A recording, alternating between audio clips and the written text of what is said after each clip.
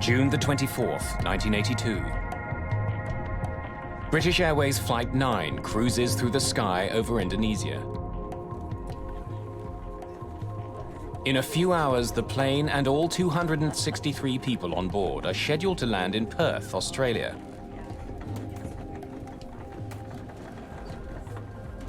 Phyllis Welch and her daughter are seated in cabin E at the very back of the enormous jet. How's that heroine of yours, Fanny Price, faring? Oh, she's having a tough old time at Mansfield Park. It's a good place for me to spend a few hours. Wouldn't mind being there myself.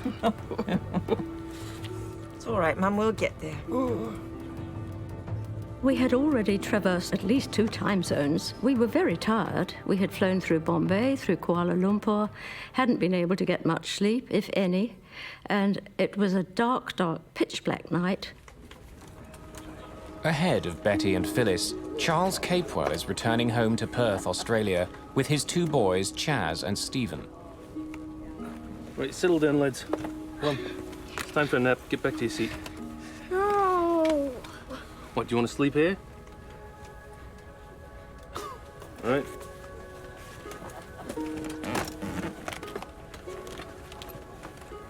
It was a good flight. It was going well. Leaving London, it was great. And we was all eager to go home, and the 2 boys were eager to get back to Mum. I thought, well, we'll be home in 3 hours, Perth. They'll be Pat and we'll get in a taxi and we'll be home. While many of the passengers have been traveling for almost a day, the crew is fresh. They took control at the last stopover in Kuala Lumpur. Captain Eric Moody got his first taste of flying at the age of 16 when he took a gliding lesson. He was one of the first ever trained on the 747. Roger, check with Jakarta. Jakarta Control, Speedbird 9 over Halim at level 370. Speedbird 9, Roger. First Officer Roger Greaves has been a co-pilot for more than 6 years. Barry Townley Freeman has been a flight engineer on these aircraft for just a little longer. I'd not flown with Eric before, or Barry. That was the first time we'd actually met on that flight. As the jet flies over the city of Jakarta, it's cruising at more than 11,000 meters and has been in the air for an hour and a half. Captain Moody checks his weather radar. It shows smooth sailing for the next 500 kilometers. All right, Roger, it's all clear.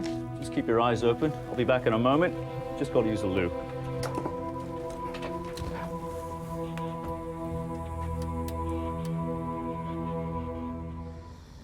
Back in the cabin, many of the passengers have fallen asleep. While Charles Capewell and his sons doze, an ominous haze appears above their heads. It's still legal to smoke on passenger jets in 1982. For the cabin crew, though, the smoke seems thicker than normal. Seems to be a lot of smoke out there. They begin to worry that a small fire may be smoldering somewhere on the plane. Maybe someone lit up in the toilet. Let's go see if we can find it.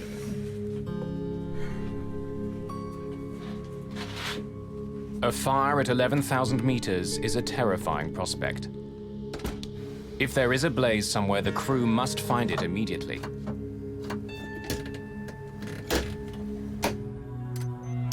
In the cockpit, the flight takes an unsettling turn. Barry and I were just sitting there minding the shop. Pitch dark night, of course. And then we started to get these pinpricks of light on the windscreen. St. Elmo's fire? I don't think so. St. Elmo's fire is a natural phenomenon that's sometimes seen when planes fly through highly charged thunderclouds. But there aren't supposed to be any thunderclouds tonight. Anything on the radar? No. No, it's clear. I don't like the look of this. Let's get a better look out there.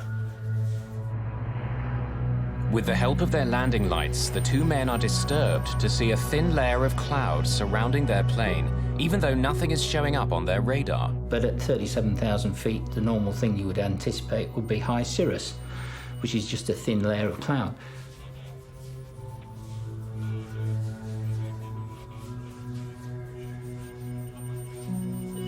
think we better get the captain back up here.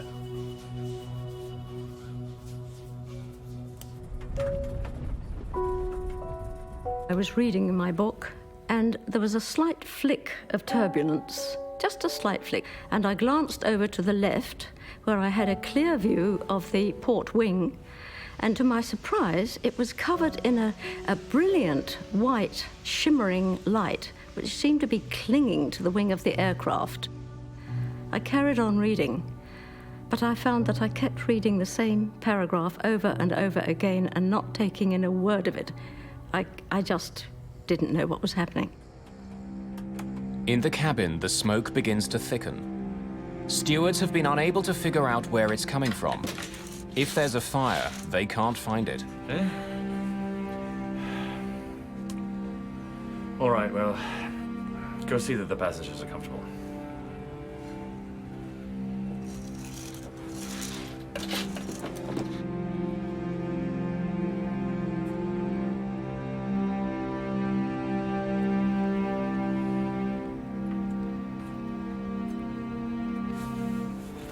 Smell anything odd, Mum? Seems rather smoky in here. I noticed that thick smoke was pouring into the cabin through the vents above the windows. And that was a very sobering sight. Turkish cigarettes.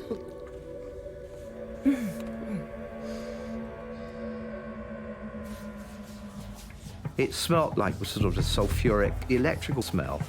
And I went on that flight deck expecting to hear that we had some electrical smoke somewhere on the aircraft. But nothing was further from the truth. When did it start? Or just after you stepped out? Anything on radar? No, it's clear, not a cloud. Oh my lord, look at engine 4! It's lit up somehow. Captain, have a look at number 1. It's the same on my side. None of the crew have ever seen anything like this before. But the light show is just the beginning. Their bizarre flight is about to take a terrifying turn for the worse.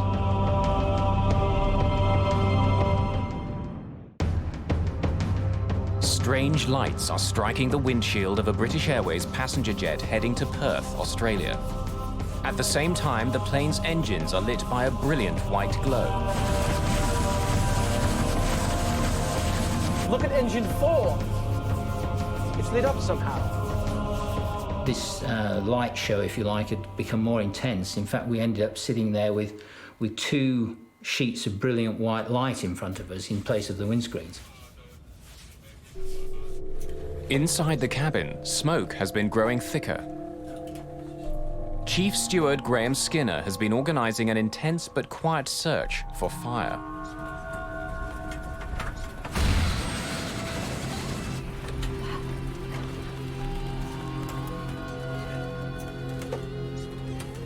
What's with all the smoke? There was smoke in the cabin. It got really, really hot.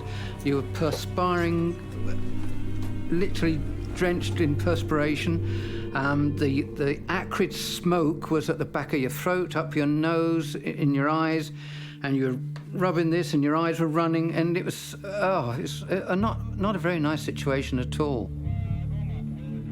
Flight engineer Barry Townley Freeman has been checking his instruments carefully. He's smelled the smoke, but so far has no indication that there's a fire in any of the plane's systems. Can't find anything. With one mystery confronting them, they're suddenly faced with a frightening new situation.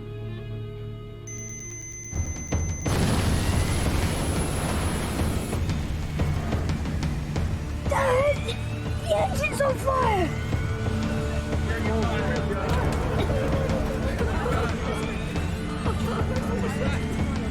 The whole of the wing was a sheet of light. And I thought, wow. I said, oh, you better close that because we don't know what's that. Cheers. Sit down.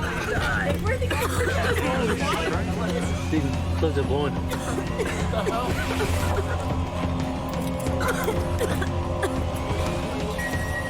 Then I realised that, something was dramatically wrong.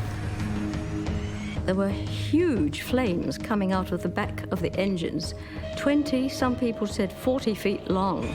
These huge jets of sheer flame shooting out of the back of all the engines. Is it going to penetrate from the outside of the aircraft? Is it going to come into the cabin? Are we going to burn to death?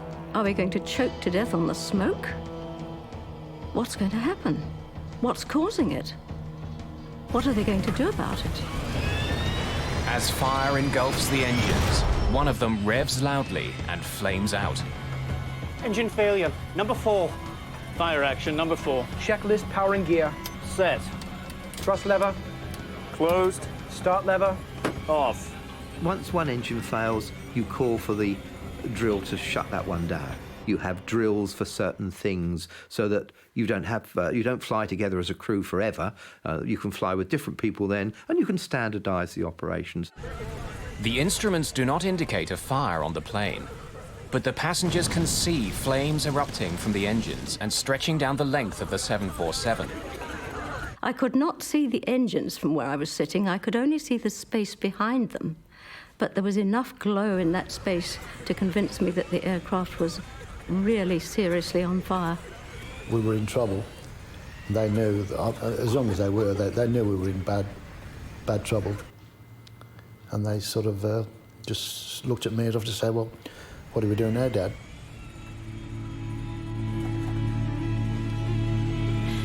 If anything's going to happen, I want to be close to you. Oh, please.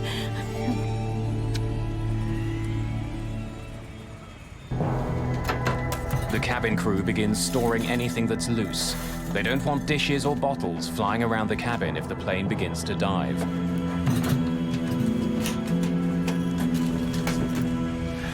Don't worry, just friction. If I was misleading them, then that was for a reason, because I didn't want to get as upset as I felt. I just couldn't believe it. And, you know, this is going through my mind, and yet I'm chatting to the passengers and chatting to the crew, saying, oh, yeah, nothing to worry about. Yeah, it's just a little hiccup, you know.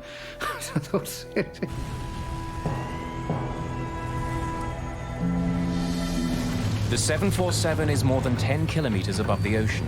Its engines appear to be burning, and peculiar smoke continues to fill the cabin. And then, the unthinkable happens. Number 2, engine's gone. All right, then, begin the engine shutdown. No, wait! We've all got... All 4 engines have failed.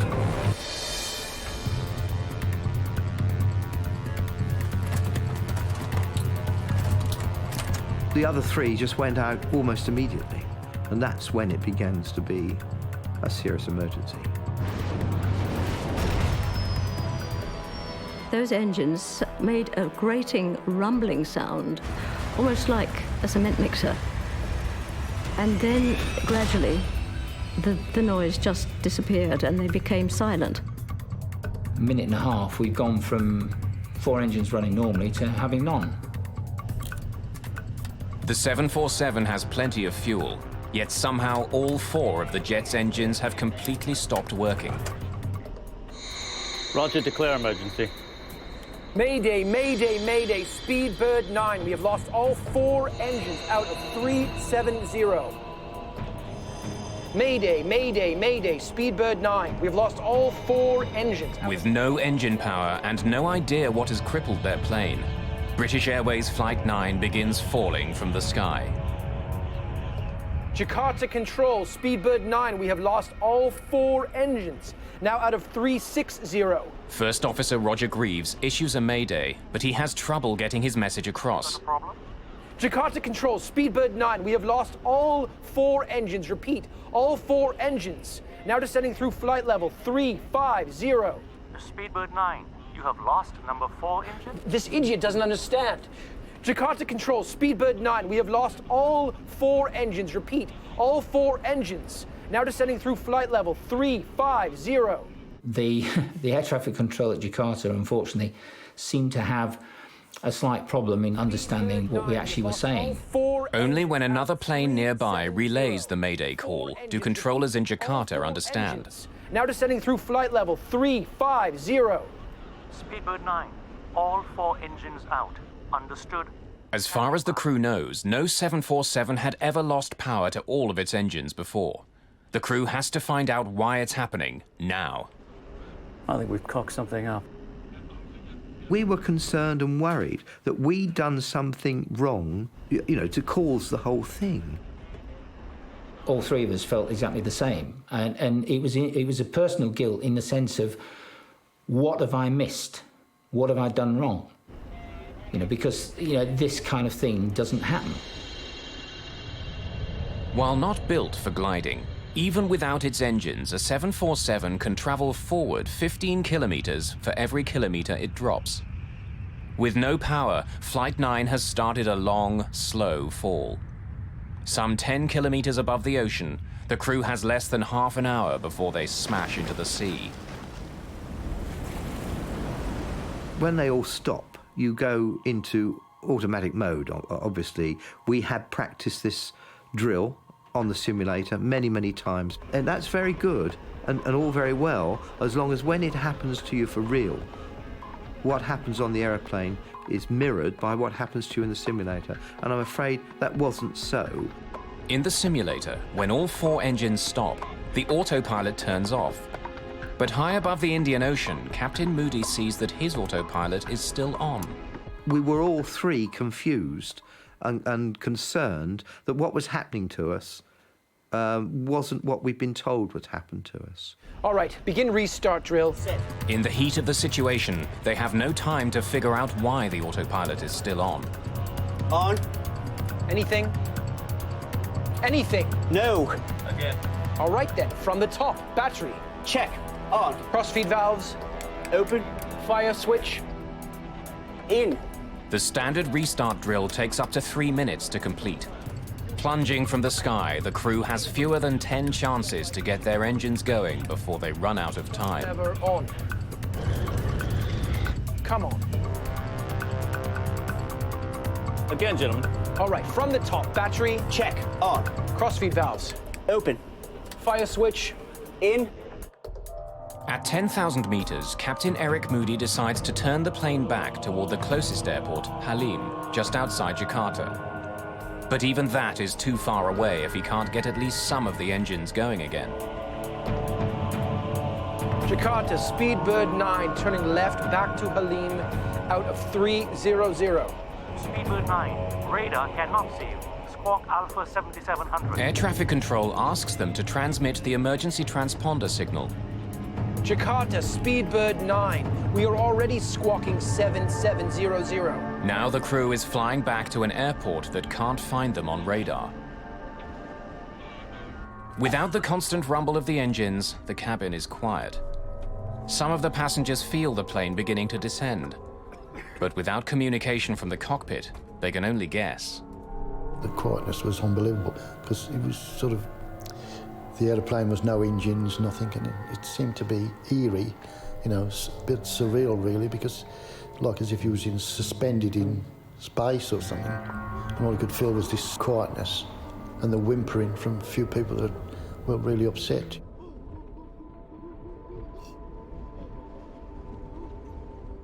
Some people were sitting quite rigidly, almost as if they hadn't noticed anything. At first it was sheer fear, and then after a while it turns to acceptance. You know you're going to die. We knew we were going to die. What's going on? What's the problem? It's just a technical fault. I've been through much worse, let me tell you. Everything will be fine. I think if I'd have sat down and really thought of exactly what was happening, I don't think I would have ever got up again. One steward came up to us and said, "Are you two ladies all right?" And yes, we said, "We're fine," which was an absolute lie, but that's how it was. It seemed absolutely vital not to panic. Captain Moody can't restart the engines unless he can keep the plane flying between 250 and 270 knots. But the airspeed indicators aren't working. Captain, I've got 320 knots on my side. Well, I've got 270. Bloody hell, that's a 50-knot difference. I'll change the speed.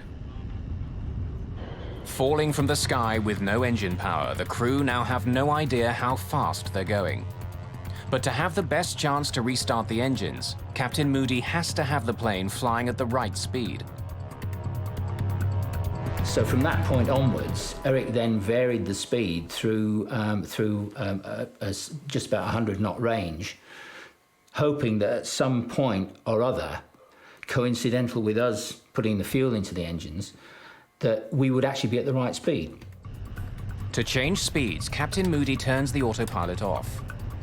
Then he slowly pulls the nose of the jet up to slow it, and then pushes it down to increase his speed. The upsetting roller coaster movement adds to the panic felt in the cabin.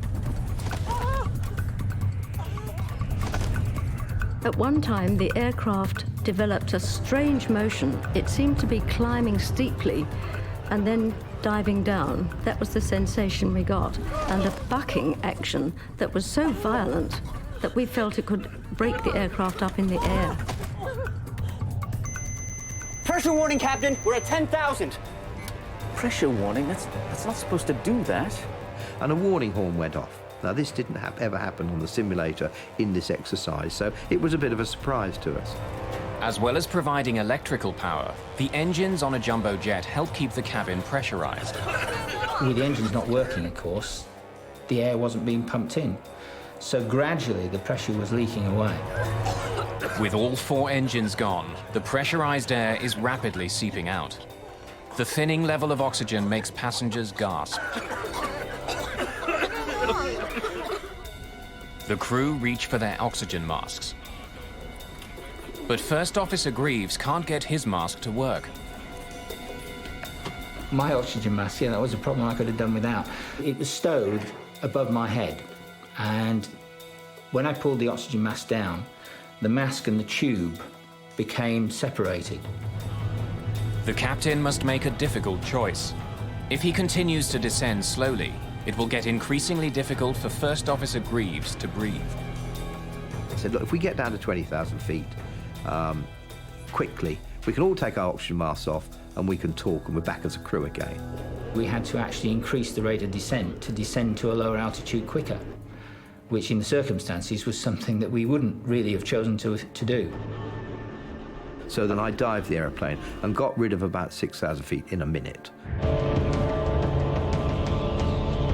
The loss of cabin pressure and the steep dive have another terrifying consequence. The things shot down, they sort of dangled down in front of you. And I looked to see Stephen had got his and Chaz had pulled his out of the socket. So I made sure that Chaz got his oxygen. I've seen a few movies on planes, and you know, once that happens, you know you're in serious trouble.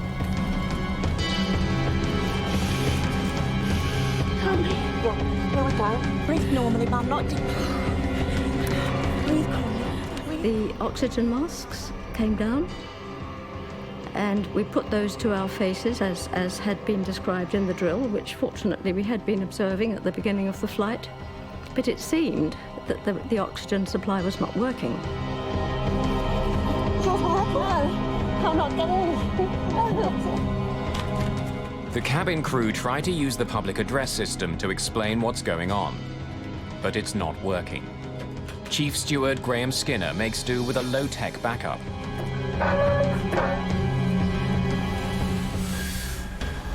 Can you hear me?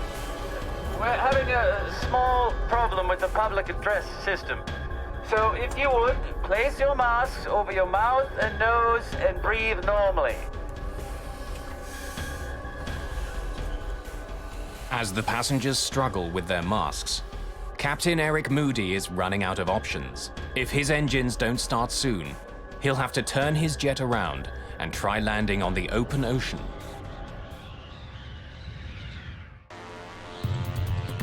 High above the Indian Ocean, the seemingly impossible has occurred. All 4 engines on a British Airways 747 have stopped working, and the crew has no idea why. First Officer Roger Greaves manages to fix his broken oxygen mask, but he's still frustrated by engines that won't start. All right, Barry, let's start the restart drill. Ready? Set. Battery. Check. On. Standby power. On. Anything? Come on, anything. No. All right, then, let's do it from the top. Battery. Check. On. First Officer Greaves and Engineer Barry Townley Freeman have actually shortened the standard restart drill. It's giving them more chances to get the engines going. But so far, nothing's working. Come on, you old sod. The process that we were going through the whole time was just continuous. We hadn't had any success with the drill at all, despite all the efforts we were putting in. But it was the only thing we had left to cling on to, so that's what we did. From the top again. Battery. Check. On. I have no idea, and I don't think any of us have, how many times we tried to restart those engines. If I say 20, I would think that's too low. If I say 50, I would think that's probably about right. As the plane falls lower and lower, Captain Moody faces a brutal choice. A mountain range cuts across the island of Java between his plane and the airport. He knows he has to be at least 3,500 meters high to clear it. But if his engines don't restart soon, they won't make it.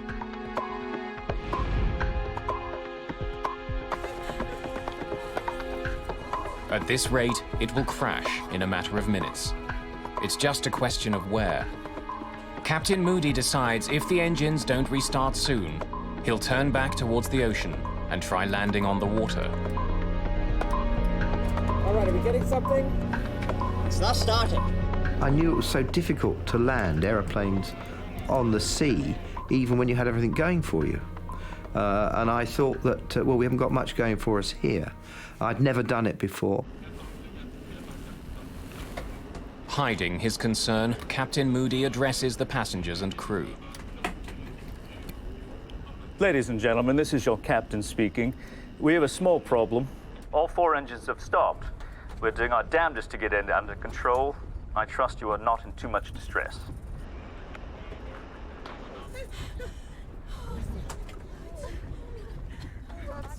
Most of the passengers expect the worst.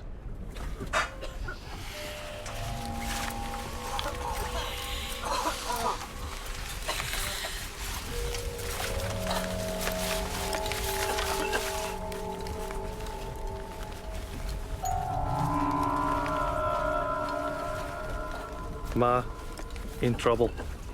Plane going down. We'll do best for the boys. We love you. Sorry, Pa. I thought we were going down, heading for the ocean, which crash. And I thought if she got the note, you know, she knew we were still thinking about it. And we did whatever we could.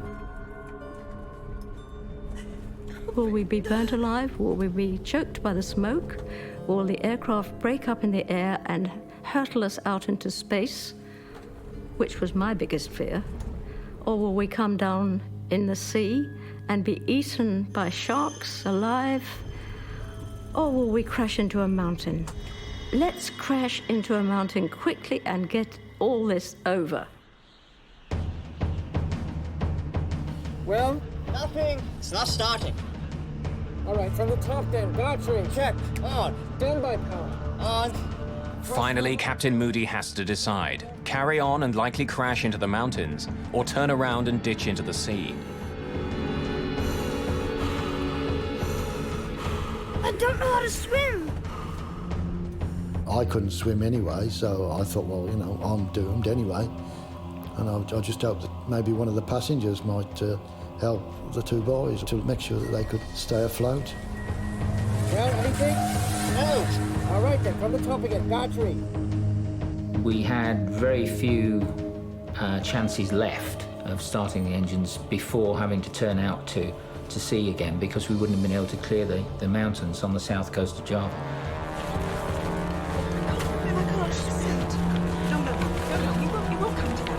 Start level. Cut off. Fuel pressure. Available.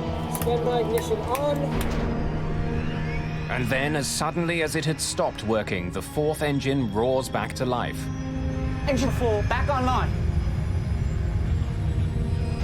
Then all of a sudden there was this sort of like somebody giving the aeroplane a punch from underneath. And then I realised that it might have been an engine. It was boom. Oh my God, no. The noise that a Rolls-Royce engine makes when it starts up is low rumbling noise, you know, and it was just, well, it was wonderful to hear it.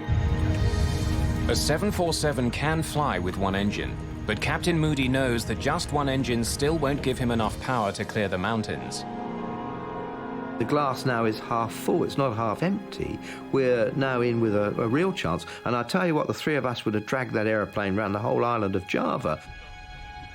As the plane falls past 4,000 meters, another engine coughs and comes back to life. Engine 3, back online! It's followed quickly by the final two. I can't believe it.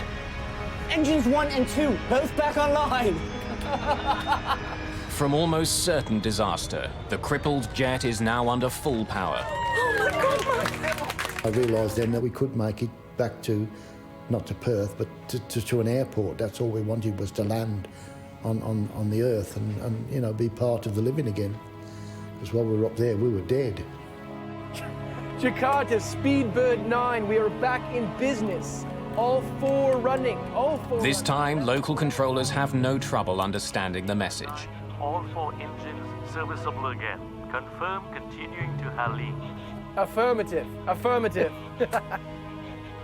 We say, right, let's get this thing on the ground as quickly as we can. Ladies and gentlemen, this is your captain speaking.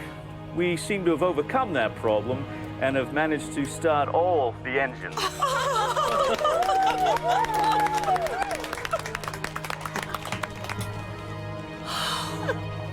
We are diverting to Jakarta and expect to land in about 15 minutes.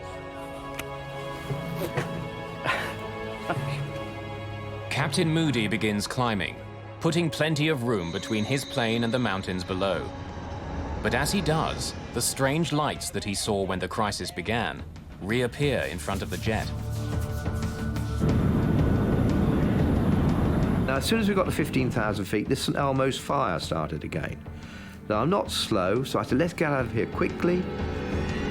But before he can descend very far, the plane is stricken again. Engine 2 is surging.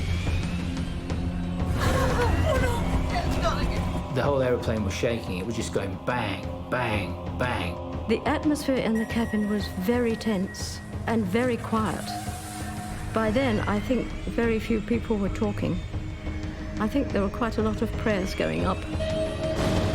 The engines backfire violently. The captain must make another fateful decision. Begin shutdown drill. Checklist powering gear. Off. Thrust lever. Closed. We were reluctant to do it, as you can probably understand, but, you know, that was it. So we were back on 3 engines.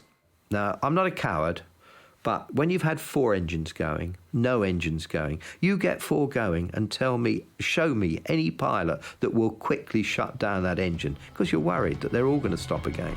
Jakarta, Speedbird 9, leaving 154, 120. We are now on 3 engines.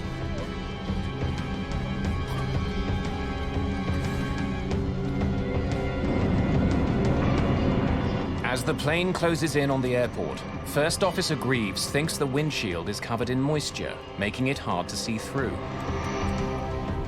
And I said to Eric, yeah, it's a bit misty out there.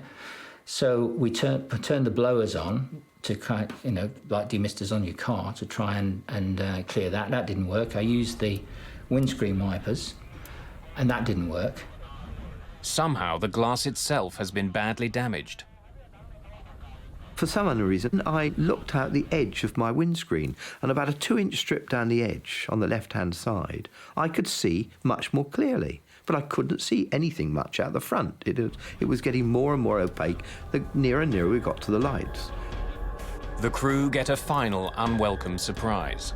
Equipment on the ground that helps them descend at the proper angle isn't working. Jakarta ATC, be advised, our glide path is unserviceable. The localizer, which gives you the left and right of the runway centerline, that was working, but the glide slope, which gives you the actual profile for the descent, was not working. After all the troubles they've been through, now the crew has to land their plane manually. We then continued with Eric flying the localizer and me calling out the distance and the altitude that he should be at. 300 feet, Captain. So he was then able to adjust his rate of descent to what I was telling him as far as the glide slope was concerned. 200. 150 feet, Captain.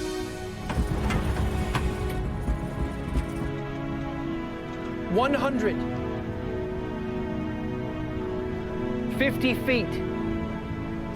30 feet. Oh my God. Oh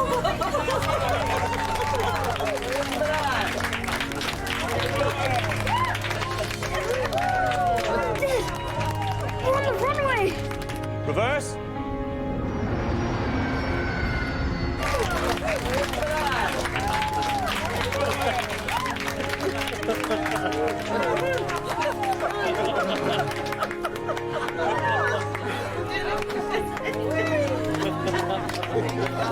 $90 knots, 80 knots.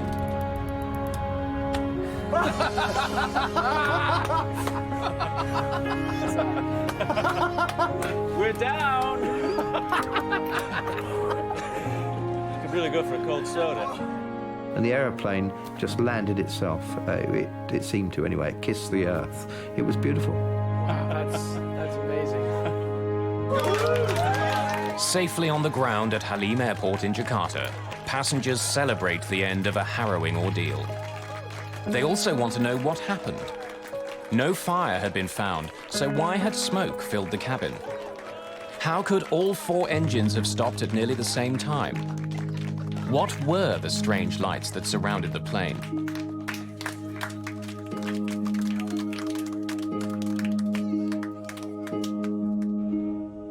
In the cockpit, the flight crew are relieved, but also concerned that they might be at fault. The first thing that we did, having parked the aeroplane and shut it all down, was to then go through all the paperwork to see if there was possibly anything anywhere in it that might have given us any pre-warning of some sort of phenomenon that caused what happened to us. Every time, because it's going to come back to us. The damage to the 747 is extensive. From the outside, the crew realize that their windshield had been deeply scratched. They see bare metal showing through where the paint has somehow been stripped away, and they still have no idea why any of it happened.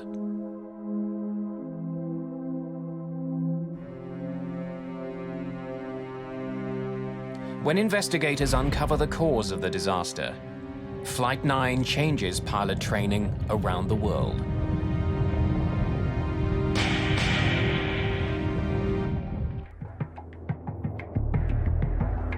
During a calm flight to Australia, all 4 engines of a British Airways 747 suddenly stopped working.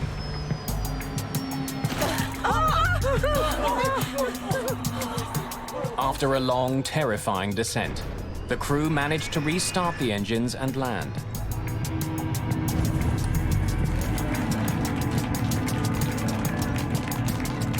Wow, that's amazing. They spent an excited and largely sleepless night in Jakarta before returning to Halim Airport to inspect their plane. And we went back the next day to look at it in daylight. The aeroplane had lost its sheen, and in some places it had been sandblasted quite well, and all the decals and the paint had come off. It really was very little to see until they stripped the engines down. The engines were manufactured by Rolls-Royce. Their investigation was led by a former engineer, Malcolm Grayburn.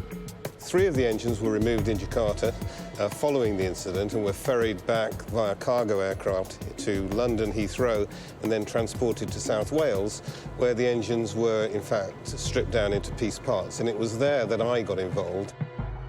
Grayburn was stunned by what he saw. Much of the engine was badly scratched and scored. We did do a forensic analysis of the engines, and we did record it all in terms of photographic analysis, and also we did a lot of laboratory analysis. Grayburn discovered the engines were choked with fine dust, pieces of rock and sand. When it was closely studied, they learned that the debris was clearly volcanic ash.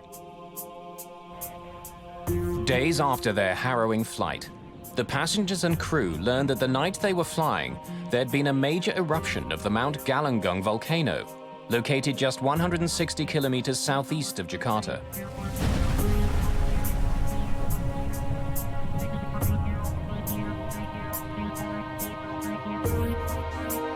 Tom Casadevall is director of the U.S. Geological Survey and has studied the Galunggung volcano. Indonesia is the world's most volcanically active country. It has more than 130 historically active volcanoes, meaning volcanoes which have erupted in the last several thousand years. Galunggung erupted explosively early in the 1980s. In April, May, June of 1982, the eruptions became increasingly more powerful. The eruptions were large and the damage was extensive. More than 60,000 people were evacuated from the area around the mountain.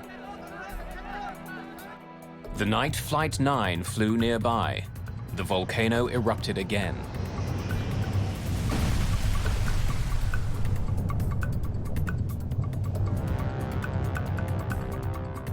As the ash cloud rose more than 15,000 meters into the night, winds pushed it to the southwest, right into the path of British Airways Flight 9.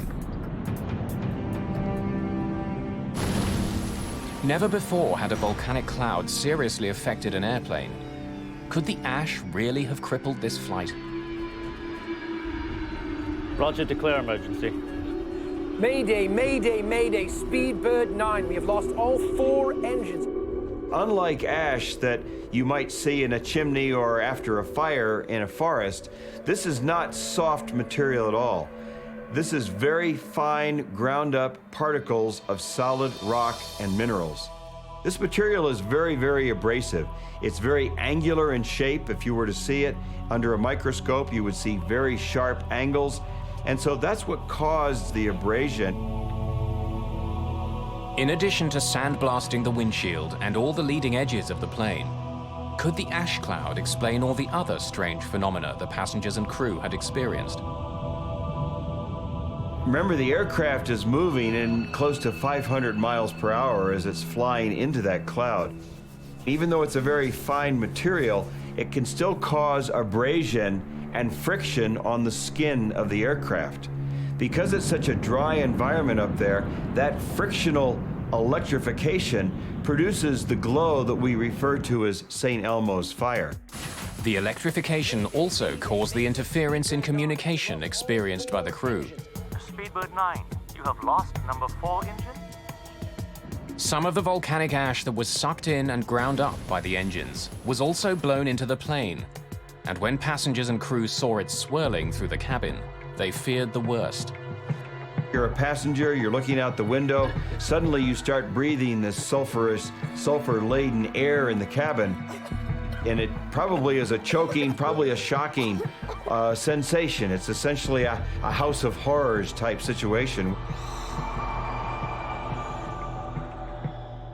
While the volcanic ash caused the visible scarring, filled the plane with smoke and fouled communications, could it cause the engines to flame out as well? An X-ray from front to back of the engine. A turbofan jet engine works by sucking in enormous amounts of air. The air is then highly pressurized by the engine's compressor. This tightly packed air is mixed with fuel and ignited. The force of this reaction propels the jet through the sky. The temperature in the combustion chamber where this ash is flowing through are around 2,000 degrees centigrade. And so the volcanic ash we know melts at about 1,300, 1,400 degrees. But when the liquid ash reached deeper into the engine, it cooled slightly, turning into a sticky molten goo. It attached itself to the engine and began choking it. We got a fundamental disturbance of the airflow in the main core of the engine, which caused the engine to backfire, and the engines flamed out, and that was the cause of the problem. Backfires occur when the engine isn't burning cleanly. The engine's on fire! There's too much fuel and not enough oxygen. Engine failure, number 4. Fire action, number 4. Checklist power and gear. On Flight 9, the backfires were the cause of the enormous jets of flame many passengers saw behind the engines. After struggling against the choking effects of the ash cloud, the engines on board the 747 flamed out. What Grayburn found next was that a remarkable piece of chemistry saved the plane. As soon as you came out of the volcanic ash, and the engines were not running, remember, so everything cooled down, it was enough for this stuff to break off and allow the engines to restart. When enough of the molten ash was gone, the engines were clear again, and Townley Freeman's frantic efforts to restart them paid off. Engine 4, back online. We have learned quite a bit, and we've incorporated this learning into pilot training. Pilots now, for example, know what signs to look for when they might be in an ash cloud, and those signs include the odor of sulfur in the cabin, dust accumulating in the cabin, and if you're at night, you might look out and see the frictional electrification or the St. Elmo's fire on the leading edges of the aircraft. Another important lesson learned from Flight 9 is that volcanic ash clouds do not appear on normal weather radar, which reflects water. Since the clouds are dry, they're all but invisible to radar. That knowledge has led to better communications between the geologists that study volcanoes and the international airlines that fly over them.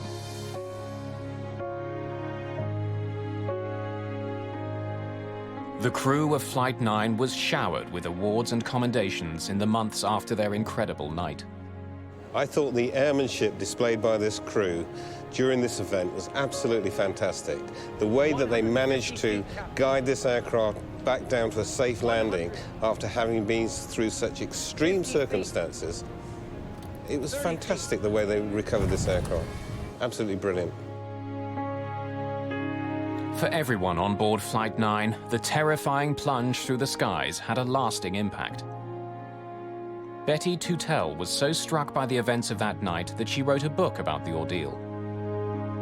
This was an event which was unique in aviation history, and it seemed to me absolutely vital that it should be put on record, and I wondered who was going to do this. But no sooner had that thought entered my mind than I thought, I'm going to do that. Tutel would also end up marrying a man she met on the flight, James Ferguson. Charles Capewell and his 2 sons made it home 2 days after they touched down in Jakarta. 25 years later, both Chaz and Stephen still live in Perth. Our time hadn't came and that was it. From then on, I took a different view of life. When your time comes, there's nothing you can do, but you can still hope. And we hoped, and we got out of it.